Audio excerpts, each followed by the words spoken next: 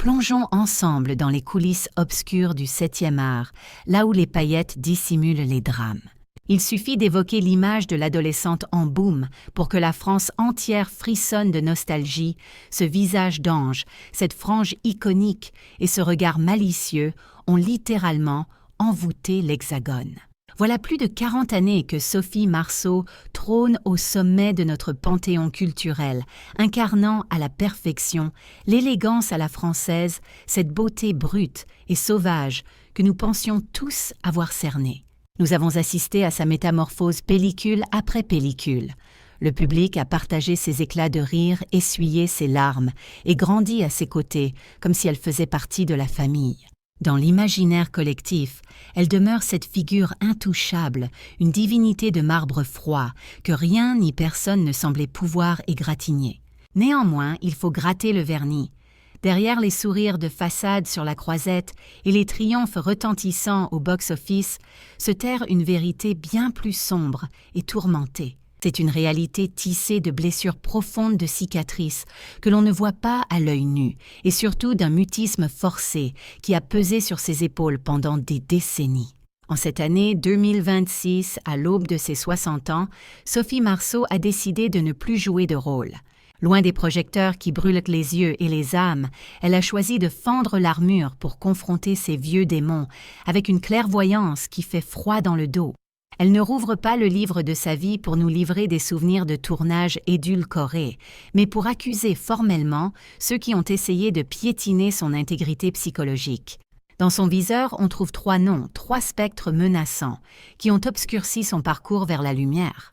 Ce sont 3 monstres sacrés du cinéma tricolore qu'elle ose enfin défier, brisant l'omerta, pour nommer l'innommable là où tant d'autres ont préféré se taire par peur ou par intérêt financier. Elle dénonce des comportements abjects que l'on a trop souvent excusés, sous le prétexte fallacieux du génie créatif ou de l'excentricité artistique. Elle pointe du doigt une machine industrielle qui broie les enfants stars pour les transformer en marionnettes dociles, protégeant au passage les prédateurs aux mains baladeuses. Comment est-il possible que la petite fiancée préférée des Français ait pu ressentir une telle solitude glaciale alors qu'elle était au zénith ? Qui sont les véritables coupables du vol de son innocence, alors même que la planète entière l'acclamait à tout rompre ? Ce récit dépasse la simple biographie de star. C'est le combat viscéral d'une femme seule contre des titans pour sauvegarder ce qu'il lui restait de dignité. Cependant, pour saisir la violence de sa colère actuelle et démasquer ces 3 fantômes qu'elle maudit encore un retour en arrière, s'impose. Il est impératif de rembobiner le film pour comprendre ce qui s'est joué dans les coulisses de son adolescence sacrifiée. Il faut visualiser comment une gamine de 16 ans s'est retrouvée acculée, forcée de s'endetter à hauteur d'1 million de francs. Une somme absolument pharaonique pour l'époque qui représentait le prix exorbitant de sa propre liberté. Voici l'histoire d'une résilience, celle d'une survivante qui a dit non. Accrochez-vous car votre vision de la boum risque d'être bouleversée à jamais après ces révélations. Pour toucher du doigt cette blessure originelle, téléportons-nous au tout début des années 80. Alors que la France entière fredonne « Dreams are my reality », Sophie Marceau a déjà cessé d'être une collégienne insouciante. En un claquement de doigts, elle a été dépossédée de son anonymat pour devenir la chose publique, le jouet des médias. Ce que les fans ignorent, éblouis par les flashs des photographes, c'est que la jeune prodige suffoque littéralement dans une cage dorée, dont elle ne possède pas la clé. La toute-puissante Gaumont, véritable empire du cinéma européen, tient sa vie entre ses mains via un contrat d'exclusivité aussi rigide que des menottes. Aux yeux des dirigeants, Sophie n'est pas un être humain avec des rêves et des émotions. Elle est réduite à l'état de marque déposée une vache à lait qu'il convient de presser jusqu'à la dernière goutte pour maximiser les profits. On décide de sa filmographie, on chorégraphie ses moindres sourires, on trace son destin sans jamais la consulter, faisant d'elle la poupée de la nation, mais l'étrangère de sa propre vie. C'est dans ce contexte oppressant qu'éclate sa rébellion soudaine et violente, alors qu'elle n'a que 16 ans, l'âge où l'on devrait flirter dans les cours de récréation. Sophie pose alors un acte de bravoure qui va laisser le tout Paris du cinéma totalement stupéfait. Elle envoie valser le scénario imposé par le studio pour écouter ses tripes et rejoindre le réalisateur polonais Andrzej Zulawski sur le tournage de L'amour braque. La riposte de la machine de guerre Gaumont ne se fait pas attendre et elle est d'une brutalité inouïe. Il la traîne devant les tribunaux convaincus que la petite Vic va rentrer dans le rang terrorisé par la force de frappe de ses propriétaires, mais ils ont grandement sous-estimé la rage qui bouillonne en elle. Contre toute attente, Sophie reste debout et ne plie pas l'échine. Visualisez l'angoisse, une mineure isolée, face à une armée d'avocats en costume sombre, affrontant un système séculaire déterminé à l'écraser sous les articles de loi. Le jugement tombe comme un couperet de guillotine pour rompre ses chaînes et gagner le droit élémentaire de choisir ses rôles. Elle est condamnée à verser un dédit astronomique d'1 million de francs. C'est une dette vertigineuse, un fardeau financier monstrueux qui s'abat sur une jeune fille qui n'a même pas encore atteint sa majorité civile. La plupart auraient craqué. La majorité se serait excusée platement pour redevenir la marionnette docile que l'industrie attendait. Mais Sophie Marceau n'est pas faite de ce bois-là. Elle choisit la précarité et la liberté plutôt que le confort de la soumission. Elle accepte de s'endetter lourdement, s'engageant à travailler sans relâche pendant des années, uniquement pour rembourser le prix de son émancipation. C'est ici que s'inscrit le premier nom sur sa liste noire, ce système froid et déshumanisant qui a voulu faire d'elle une esclave de luxe. Jamais elle ne pardonnera à cette industrie d'avoir tenté de transformer son art en pure marchandise et d'avoir monnayé ses rêves d'adolescente comme on vendrait un produit de consommation. En apposant sa signature au bas de ce chèque colossal, elle ne faisait pas que régler une dette financière. Elle assassinait symboliquement l'image de l'adolescente chérie des Français pour faire émerger une femme souveraine. Toutefois, cette indépendance arrachée à prix d'or et de larmes allait paradoxalement la précipiter vers un nouveau cercle dantesque, bien plus brûlant que le précédent. Car en se libérant du joug commercial des producteurs en costume gris de la Gaumont, elle s'apprêtait à se jeter en pâture à deux figures mythiques du 7e art, sur un plateau qui allait muter en véritable chambre de torture psychologique. Si le premier adversaire sur sa liste noire n'était qu'une corporation sans visage humain, les deux suivants possèdent des traits légendaires, des voix de stentor et exercent une domination absolue et terrifiante sur le cinéma hexagonal. Nous nous trouvons en 1985 dans l'atmosphère électrique et toxique du tournage du film Police.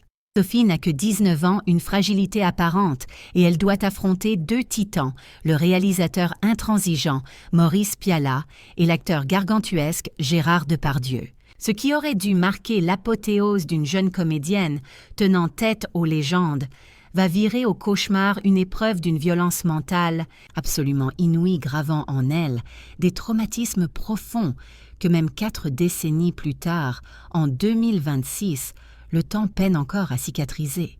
Maurice Pialat, célèbre pour son perfectionnisme maladif et son tempérament volcanique, méprise le jeu d'acteur classique. Il est en quête d'une vérité brute, sanglante. Et il est prêt à tout pour l'obtenir, quitte à briser ses interprètes. Selon sa philosophie, une actrice qui ne ressent pas une douleur réelle n'est qu'une imposture. Il instaure délibérément un climat de terreur insoutenable sur le plateau, maintenant une tension palpable où Sophie devient la cible favorite de ses attaques. Cependant, la cruauté ne se limite pas aux hurlements du metteur en scène.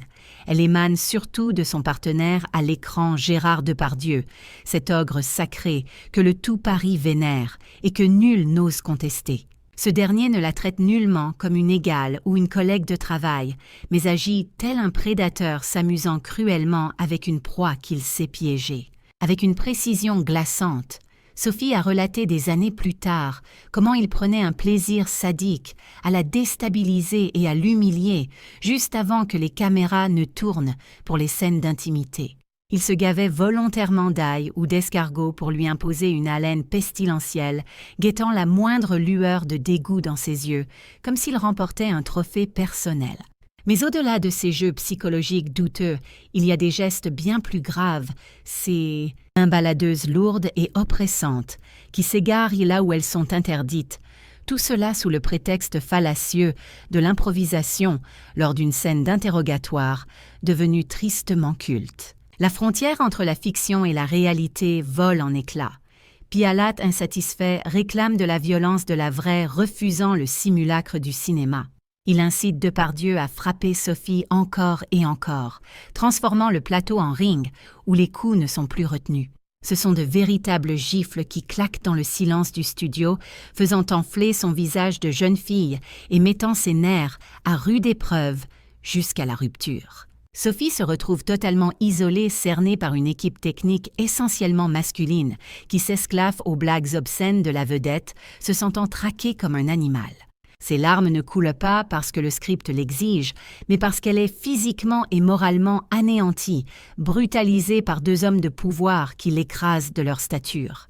Lorsqu'elle trouve enfin le courage de se plaindre de dénoncer cette vulgarité crasse et cette méchanceté gratuite, le couperet social tombe une seconde fois plus tranchant encore. Au lieu de lui offrir protection et écoute, le milieu du cinéma français fait bloc derrière ses idoles et se retourne violemment contre la victime.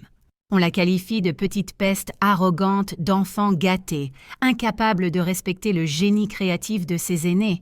Elle se retrouve seule contre tous. C'est cette injustice flagrante, cette omerta complice de tout un système qui protège ses bourreaux, qu'elle ne parviendra jamais à pardonner totalement. Elle avait raison 30 ans trop tôt, et il aura fallu attendre notre époque pour que la société comprenne enfin la détresse qu'elle hurlait dans le désert médiatique de l'époque. Alors que son cœur était réduit en miettes par cette expérience, un autre homme a fait irruption dans son existence, promettant le salut, tout en lui passant des chaînes d'une nature bien différente, cherchant désespérément à fuir les loups qui rôdaient sur les plateaux parisiens.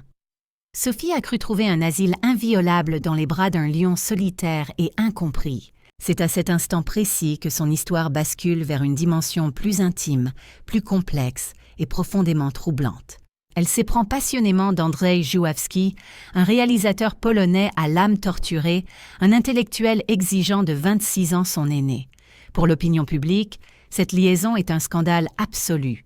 La France ne comprend pas ce que sa petite fiancée nationale fabrique avec ce poète sombre et marginal qui a l'âge d'être son père. Pourtant, pour Sophie, c'est une véritable bouffée d'oxygène intellectuel, ou du moins c'est l'illusion qu'elle entretient au premier jour de leur idylle. Żuławski s'impose comme son Pygmalion. Il la sculpte, l'élève, l'oblige à dévorer les grands classiques littéraires et la pousse vers des rôles viscéraux aux antipodes du glamour. Il l'éloigne radicalement des comédies légères qui ont bâti sa gloire. Il l'aime, c'est indéniable, mais d'un amour possessif qui consume tout sur son passage. Pendant 17 longues années, il l'enferme dans une bulle artistique hermétique, loin des paillettes du show business, mais aussi dangereusement coupé de la réalité du monde. Il lui enseigne l'art d'être une immense tragédienne, mais la facture est lourde, elle paie avec sa jeunesse insouciante et renonce en partie à sa propre voix. Même si elle refuse de classer Andrzej parmi ses ennemis jurés, cette relation demeure une blessure de l'âme, une époque où elle a dû livrer bataille quotidiennement pour ne pas s'effacer complètement derrière l'ombre gigantesque de ce génie autoritaire. Il lui répétait sans cesse que le cinéma grand public était médiocre, que seule la souffrance enfantait l'art véritable.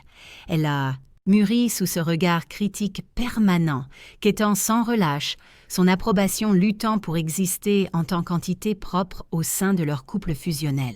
C'était une cage certes tapissée de livres et de cultures bien plus nobles que celle de la Gaumont, mais cela restait une prison dorée. La grande tragédie de Sophie réside dans le fait d'avoir consacré la première moitié de sa vie à passer d'une tutelle à une autre. Elle a été ballottée comme un trophée, passant des griffes d'un producteur obsédé par le profit à celles d'un réalisateur despotique pour finir dans l'ombre d'un amant Pygmalion. Tout le monde voulait s'arracher un morceau de son âme. Chacun prétendait savoir mieux qu'elle qui était Sophie Marceau, cherchant à l'enfermer dans une case dorée. Il lui aura fallu une éternité pour réaliser que la seule autrice légitime de sa propre histoire, c'était elle. Et l'instant précis où elle a fait voler en éclats ses ultimes entraves, ce moment charnière où elle a tourné le dos à Andrzej Żuławski pour saisir le volant de sa propre existence. Le public a assisté à la métamorphose d'une icône. Une nouvelle femme a surgi des cendres, une guerrière prête à présenter la facture à ceux qui l'avaient sous-estimé. Ce silence pesant a duré des décennies, mais sous la surface, le magma bouillonnait. Telle une éruption volcanique longtemps contenue, la déflagration était fatale et inéluctable. Lorsqu'elle a finalement éclaté, l'onde de choc a fissuré les fondations même du cinéma français, remettant en cause ses intouchables. Le temps agit comme un magistrat impartial. Il finit inlassablement par réhabiliter celles et ceux qui ont eu l'audace de prononcer la vérité à une époque où le mensonge était la norme. Aujourd'hui, du haut de ses 59 ans, Sophie Marceau n'a plus besoin de hausser le ton. Sa présence seule impose le respect. Avec une sérénité qui force l'admiration, elle a brisé la loi du silence pour rouvrir les dossiers maudits de son passé et apposer des mots chirurgicaux sur ses traumatismes. Ne vous y trompez pas, ce n'est pas une vendetta mesquine, c'est une œuvre de salubrité publique et de reconstruction personnelle. Ces derniers temps, alors que le 7e art est pris dans la tourmente des scandales et que les monstres sacrés d'hier s'effondrent dans la honte, la parole de Sophie résonne avec la force d'une prophétie accomplie. Elle avait tiré la sonnette d'alarme il y a 30 ans, déjà osant qualifier Gérard Depardieu de prédateur, bien avant que cela ne devienne un sujet de société. Elle avait eu le courage inouï de dénoncer la tyrannie psychologique de Maurice Pialat sur les plateaux. À cette époque révolue, la presse et l'élite du cinéma l'avaient traînée dans la boue, la traitant de petite peste capricieuse d'enfant gâté, qui osait mordre la main qui la nourrissait. On a tout fait pour la faire passer pour une hystérique afin de protéger les rois du box-office. Mais aujourd'hui, en 2026, alors que les masques tombent et que la parole se libère, la France réalise avec effroi que Sophie n'était pas difficile. Elle était simplement d'une lucidité effrayante. Elle fut la seule à discerner la bête immonde, tapie derrière le génie artistique, et la seule à avoir eu le cran de soutenir son regard sans ciller. Dans ses interventions médiatiques récentes, chaque phrase est tranchante comme une lame de guillotine. Elle n'accorde aucun pardon à ce système vicié qui a institutionnalisé l'abus de pouvoir. Elle pointe un doigt accusateur vers cette hypocrisie généralisée, vers ces producteurs et techniciens complices qui voyaient tout, qui entendaient les humiliations, qui étaient témoins des mains, baladeuses mais qui préféraient s'esclaffer avec le bourreau plutôt que de faire rempart pour la victime. En refusant de saluer Depardieu, en refusant de plier l'échine devant Pialat, elle a choisi la dignité. En rachetant sa liberté à prix d'or face au géant Gaumont, Sophie Marceau a mené une guérilla solitaire contre toute une industrie.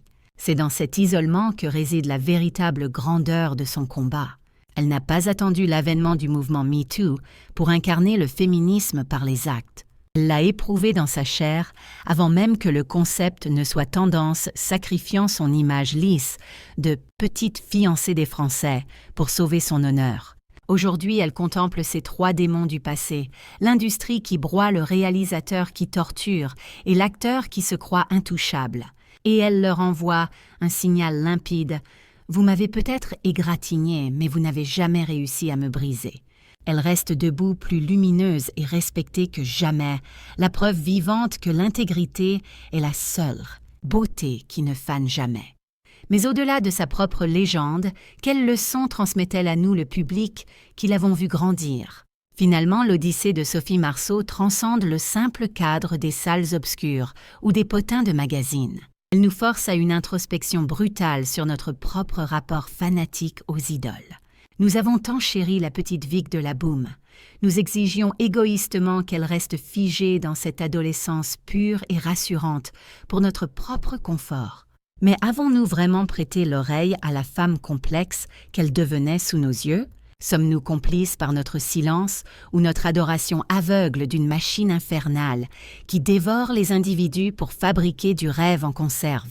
Sophie Marceau est la démonstration éclatante qu'il est possible de traverser les ouragans sans y laisser son âme. Elle incarne une résistance farouche face à un système ogre qui voulait la croquer toute crue, là où tant d'autres enfants de stars ont fini brisés, oubliés ou anéantis par les excès. Elle a su tracer une ligne rouge infranchissable, celle du respect de soi-même. Elle a payé le prix fort pour cette indépendance farouche. Elle a connu la solitude glaciale des plateaux hostiles, les dettes colossales d'1 million de francs et le mépris de l'establishment. Mais regardez-la aujourd'hui, elle n'a aucune amertume, elle respire la liberté. Son histoire est un avertissement pour les générations futures et un hommage vibrant à toutes celles qui n'ont pas eu sa force de caractère ou sa chance. Elle nous murmure que la gloire n'a aucune valeur si elle exige que l'on se renie soi-même. Elle nous enseigne que savoir dire « non » est parfois la plus grande preuve d'amour que l'on puisse s'offrir. Sophie Marceau n'est plus la fiancée de personne, elle s'appartient totalement irrémédiablement. Et c'est peut-être là le plus beau rôle de sa carrière, celui d'une femme qui a traversé les flammes pour reconquérir sa propre voie. Alors la prochaine fois que son visage illuminera votre écran, ne voyez pas seulement la star glamour du cinéma, saluez la survivante. Contemplez celle qui a eu l'audace inouïe de briser l'omerta, alors que le tout Paris préférait se complaire dans un mensonge bien confortable, car au crépuscule d'une carrière légendaire, en 2026, ce qui survit aux paillettes, ce n'est pas le box-office, mais bien la dignité. Et ça, cette intégrité farouche qui dérange tant les puissants, c'est véritablement la seule chose que personne, absolument personne dans ce milieu impitoyable n'a jamais réussi à lui voler. Ni les éclats de Gérard, ni l'exigence de Maurice, ni même la machine infernale de chez Gaumont n'ont pu l'atteindre. Merci infiniment d'avoir plongé avec nous dans les coulisses de ce scandale retentissant. Pour continuer à faire tomber les masques et découvrir ce que les légendes tentent de dissimuler, n'oubliez surtout pas de vous abonner. Souvenez-vous que derrière chaque sourire de façade sur papier glacé, il y a une tragédie humaine qui attend son heure pour éclater au grand jour. À très bientôt pour de nouvelles révélations.